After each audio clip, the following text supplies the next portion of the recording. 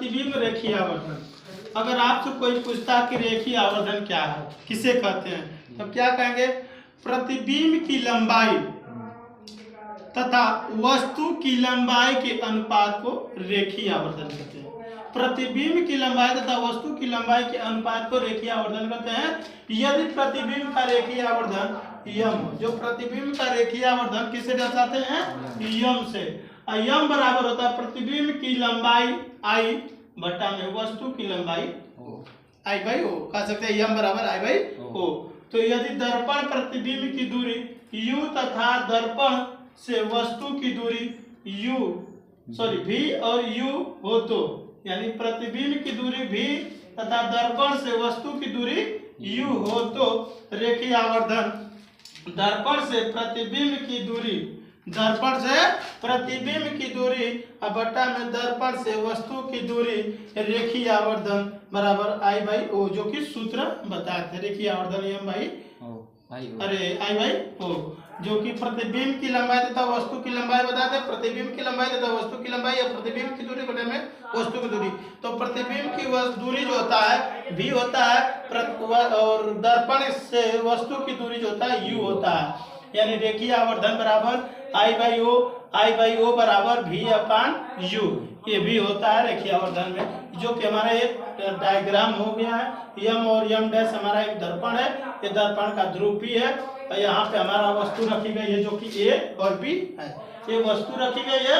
अब जब वस्तु से रिफ्लेक्शन होकर प्रकाश आ रहा है तो परावर्तित होकर यहाँ पे आएगा कि जो कि F से होते हुए आएगा। ये वो करता केंद्र है जी, और B1 और A1 ये प्रतिबिंब है। यहाँ पे सीधा प्रतिबिंब आ रहा था, यहाँ पे आके उल्टा बन रहा है प्रतिबिंब। ये वस्तु है, यहाँ पे प्रतिबिंब है, ये वस्तु है, यहाँ पे प्रतिबिंब। इसी वस्तु का जैसे हम लोग शीशा में ऐसे हाथ करते हैं तो हमारा क्या होता है, हाथ का अंगूठा ऐसा लगता है कि ये वाला हाथ दिखा रहा है, ये उल्टा होता है, प्रतिबिंब उल्टा होता है।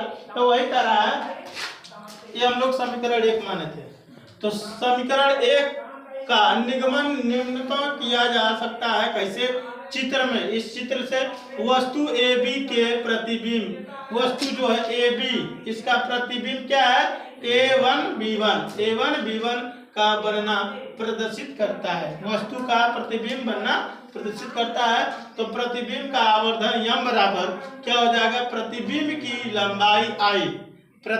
की लंबाई I बटा में वस्तु की लंबाई O। तो इसी तरह हम लोग कह सकते हैं त्रिभुज APB, ये देखो बड़का वाला त्रिभुज APB ये वाला, और त्रिभुज A1PB1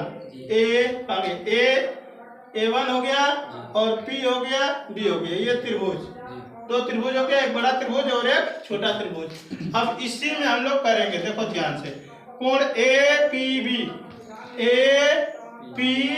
यानी इस कोण की बात हो रही है, ठीक है, यानी इस कोण की बात हो रही है, ठीक।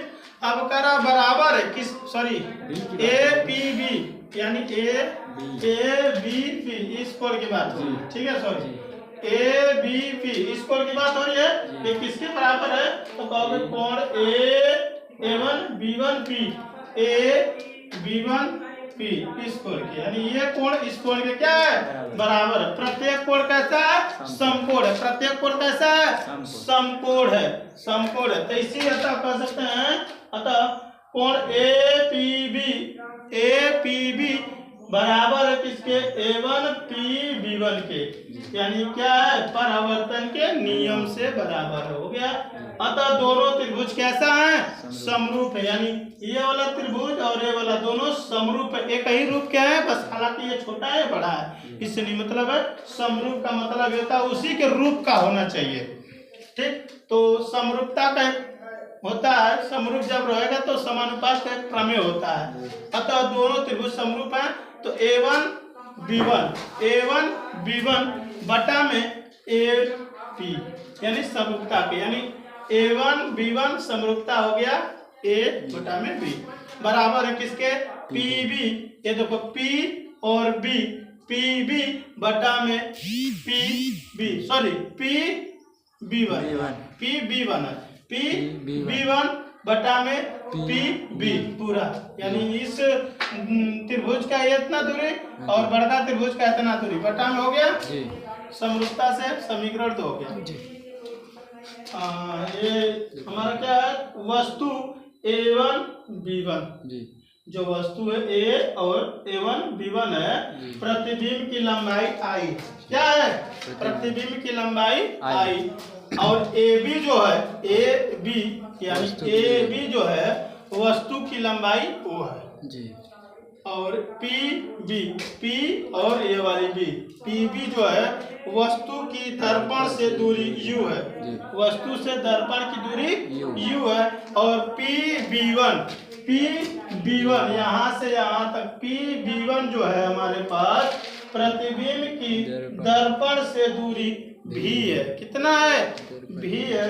तो समीकरण 2 में मान रखने पर, समीकरण 2 में इसमें क्या करेंगे, मान रखने पर, ये जो मान अभी बताया ना ए बी के जगह हम लोग रखेंगे ओ बी जो भी है, ठीक है। इसी तरह इसमें देख लीजिएगा आप लोग, समीकरण 2 में मान रखेंगे, इसमें रखेंगे। तो क्या बताए, A1 B1 का मान क्या है, आई है जी, तो इसके जगह पर आई रख देंगे, देखो ओ आई हो गया जी, ए और बी जो है क्या ओ, तो आई बाई ओ हो गया जी।